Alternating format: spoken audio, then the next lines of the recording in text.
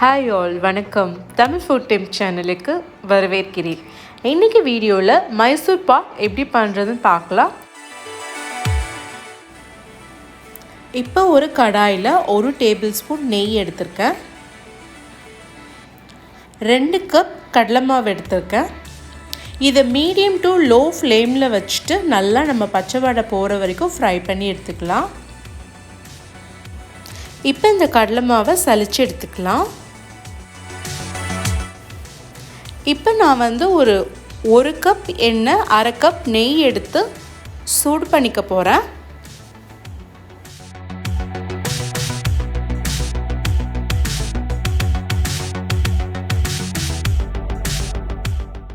இப்போ நம்ம ஹீட் பண்ண ஆயிலை கொஞ்சம் கொஞ்சமாக விட்டு இந்த கடலை மாவை நல்லா மிக்ஸ் பண்ணி எடுத்துக்கலாம்.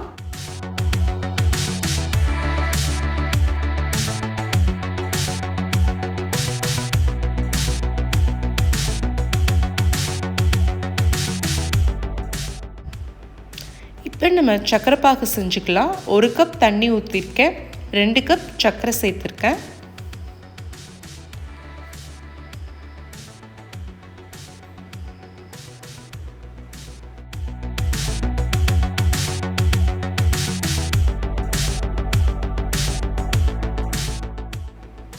இப்போ நம்ம ஆல்ரெடி ஹீட் பண்ண அந்த ஆயில் கடாயிலே இன்னும் 1 கப் ஆயில் ஊற்றி ஹீட் பண்ணிக்கலாம். நம்ம சேம் டைம் மைசூர் பாக்கு எதில் கொட்டுறோமோ அந்த பிளேட்டையும் ஆயில் இல்லை நெய் ஊற்றி க்ரீஸ் பண்ணி வச்சிடலாம்.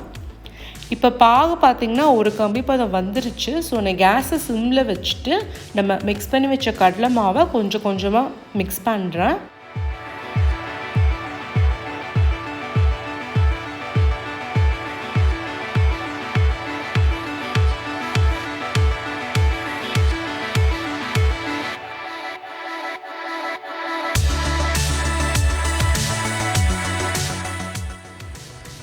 இப்போ நான் ஒரு பிஞ்ச் சால்ட் மட்டும் ஆட் பண்ணியிருக்கேன், ஸ்வீட்டோட டேஸ்ட்டை எடுத்து காமிக்கிறதுக்காக.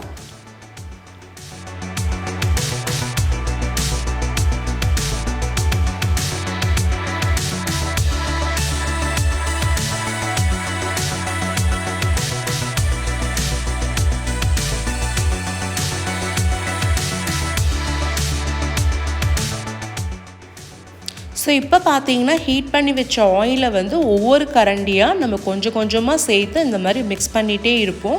எண்ணெய் ஊற்ற ஊற்ற அந்த மைசூர் பாக்கு அந்த கடலை மாவு உள்ளே உங்களுக்கு இழுத்துட்டே இருக்கும்.